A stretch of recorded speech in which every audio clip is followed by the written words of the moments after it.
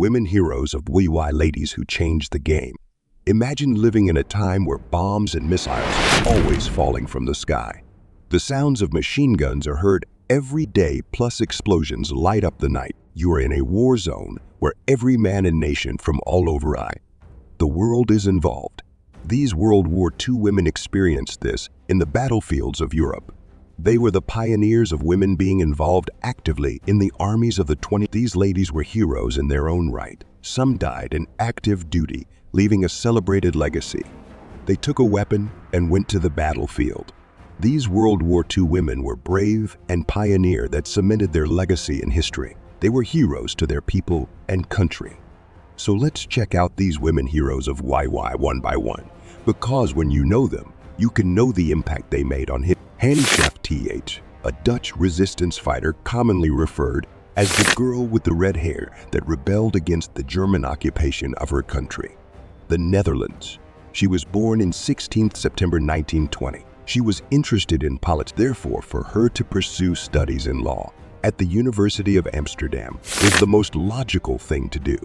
In 1940, the Germans invaded, forcing the Netherlands to surrender.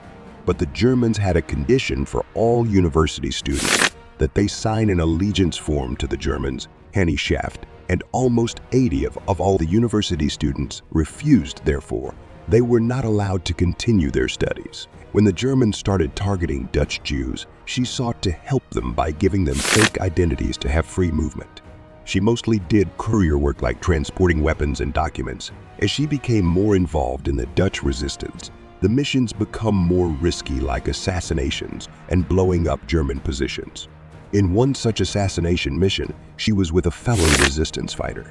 They shot at their target when the Germans spotted. They couldn't make out who Hannie was, but her red hair was visible. This was where the name, the girl with the red hair, became her main characterization. This eventually led for her to become a wanted person by the Germans. To ensure that she doesn't get caught, she dyed her hair black and wore glasses. This disguise worked for a while, but when she was caught in 1945 at a German checkpoint, she had a pistol and a banned socialist paper. Schaft was later identified as the girl with the red hair. She was interrogated and tortured, but didn't provide any information to the Germans. Eventually, the Germans set out to execute her, and on 17 April 1945, Dutch Nazi officials murdered her. 2 men were assigned that task. One shot her, only wounding her. She told him, "I shoot better." This is where the other man delivered the final shot. She was a great resistance figure to the Dutch that she is even commemorated to this day. A statue was erected in her honor. She's among the iconic World War II women in the Netherlands, Marina Raskova. She was the architect of the all-female military aviation unit of the Soviet Air Force that ran successful missions against Hitler's Germany. She was born in 28 March 1912 to middle-class parents who wanted her to become a musician. Unlike most Soviet aviators, she never showed interest in flying at a young age, and it wasn't her goal. She eventually quit on her music ambitions and started studying chemistry.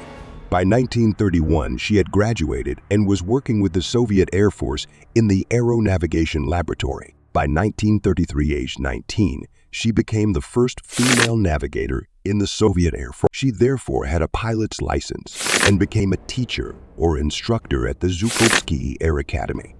Before the war, Marina Raskova was a Soviet heroine due to her record-breaking flights. One such flight was the flight of Radina from Moscow to Komsomolsk. She did it with other 2 female aviators and was the first woman to receive the Hero of the Soviet Union medal. Then the invasion of the Soviet Union happened in 1941, where Raskova's role was pivotal. Due to her influence, she managed to persuade Soviets Joseph Stalin to form an all-female flying regiment. She divided these aviators into 3 regiments: 586 Fighter Regiment, 5887 Bomber Regiment, and 588 Night Bomber Regiment. Their mark on the war was made with female regiment aviators like 21-year-old Lilia Litvak White Rose of Stalingrad, causing havoc in the skies. Although they had planes that were slow and less advanced than the German fighter planes, they mostly conducted their missions or bombing raids at night, and the Germans nicknamed them as the Night Witches. Marina Raskova was not only the architect or commander, but was actively involved in the war or missions. On one mission, she was on the front line and was leading 2 damaged planes back to safety. Her plane was hit, therefore she was forced to make a forced landing in banks of River Volga. She died on the 4th of January 1943. She received a state funeral and buried in the Kremlin. As part of remembering or commemorating her, streets are named after her and postage stamps have her portrait.